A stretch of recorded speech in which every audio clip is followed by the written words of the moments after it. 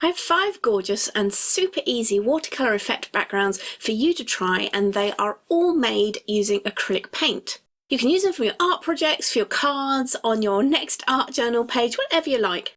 But why use acrylic paint like this and not watercolours? Well, if you're layering, acrylics are really easy to layer on top of because once they're dry, they won't budge, so you can layer and layer and layer without worrying. So let's get stuck into our first watercolour effect background using acrylic paints. Now for this background, start adding water to the paper using a pipette to draw the water across the page in lines. If you like, you can also run your brush through as well for larger drops and spread them out a little bit.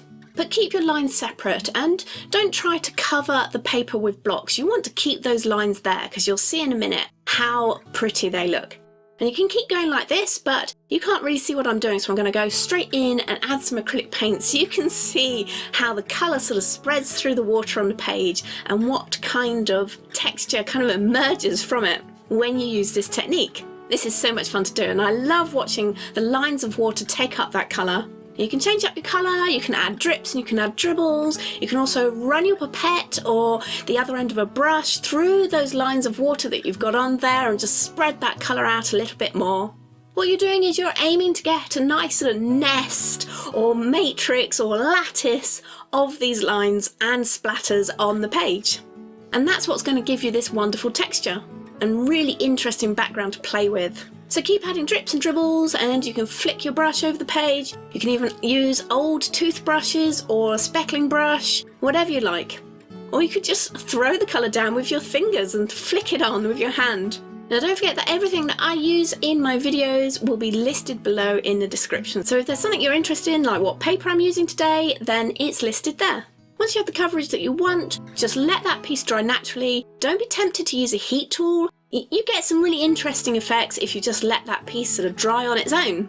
And if you want to see how I took a background just like this one and turned it into a finished piece, then I have that whole process as a video over on my Patreon for my video fanatics. Right, let's get into background number 2. And before you start this one, you'll want a few watered down acrylic paint colours ready to use, because we're going to move quite fast through this one. So you want everything prepared so you can just get stuck straight into it. Now apply a circle of paint onto your page. For this technique, it helps to be generous when you load your brush, as you want the paint to be quite fluid on the page, but not a big pool of liquid. And you might have to go back into that paint, pick up some fresh paint and layer it over the top. But you do need to work a little bit quickly for this one, because once the paint dries on the page, it will leave a borderline that you can't really blend out. Add another circle of a different colour and let the paintbrush touch the still wet areas of that first circle so that the colours can just flow and merge into each other. So if you've got any patches that are pooling with water, they're perfect places to touch with the new colour. You can let the 2 circles completely touch, or you can do like I'm doing and just sort of touch the area in a few bits so you have that sort of white paper look in between, which I think looks quite cool, but you don't have to use that if you don't want. Keep on adding colour just like this until you've covered the page or got the effect that you're looking for. Then just let that page dry naturally again. Don't be tempted to use that heat tool. For this next technique, let's stay with wet blended colours and wet blended techniques. But this time, let's go for it and layer the colours directly on top of each other.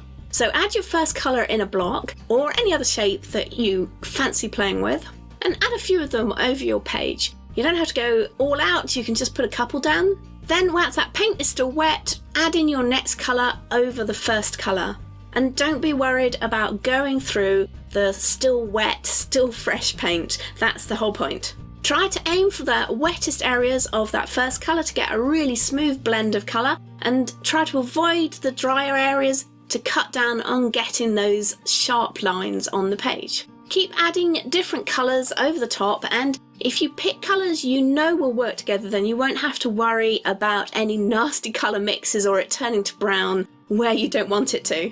Once you have the page covered just how you want it, let the paint dry naturally. Yeah, you guessed it, put that heat tool away, and you can see what kind of colour changes and what kind of patterns and textures you'll get and what will develop over time. Right, so next technique, we're going to cover the page with a thin layer of watered down acrylic paint and let it dry. You want it pretty much touch dry for this one. And because you've layered it over quite thinly and stretched it out a little bit, then it should touch dry pretty quickly. So don't flood your page with water for this one, just get some colour across that page. So once this is now touch dry, you can drop in another watered down acrylic paint with a pipette or brush handles or fingers or whatever you've got, and let the dribbles and the drips move and mingle, but then grab a straw and blow the drops and dribbles. Move that straw around to get the coloured liquid moving and add more drops if you need to. Just keep on going, have some fun with it. You can make some really interesting designs and textures with this one, can't you? So this time I'm going to let the page dry naturally, and if you want to you can let it completely dry, but what I'm actually going to do here is I'm going to let it dry to a certain point where quite a lot of it is dry, but there's still a little bit of wet colour here, and then I'm going to press a clean piece of kitchen towel just to lift off the wettest parts. And you can see what kind of interesting effect that makes. You'll get some lighter areas and darker areas, and it just adds an interesting texture. Now you can add some more colour and just move it around the page by blowing through that straw onto it. Get some really fun and interesting looks. So I'm going to let this layer completely dry, and that's me done on this texture, but if you wanted to you could keep on going and keep on adding more and more layers just like this one.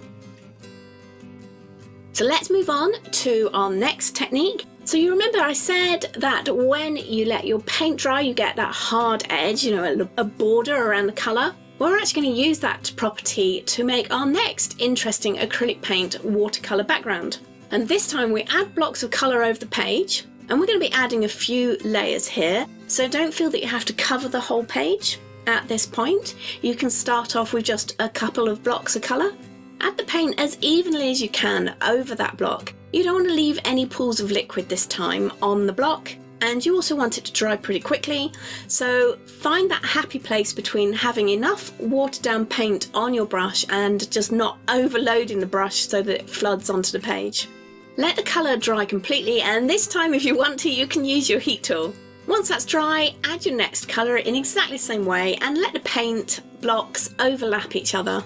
So in this technique we're actually using the paints more like a glaze. We're not letting them mix and merge into each other, they just become like layers of filter of colour over each other. So the colour underneath is going to change depending on what colour you put over the top. And you can keep building up your texture with these kind of layers of block colour. And if you want to, just keep on going until you completely cover the page, or leave some areas of paper uncovered to add further contrast. You can also play with the shapes and use different ones. They don't have to be blocks at all. They could be circles. You know me, I love my circles. You could do a whole texture of crisscross lines across the page, which would look fantastic. So have fun and see what kind of effects that you can get with it. So once you've done all these backgrounds, you have a fun bundle ready to grab when you next come to do some art, and you can layer up and do whatever you like over them. So I've already used a couple of my backgrounds in projects that I've put over on Patreon, so you can see them there, but I would love to hear what you're going to use yours for, so do let me know in the comments. But in the meantime, if you're looking for some more acrylic paint ideas and techniques, then watch these videos next, and I'll see you there.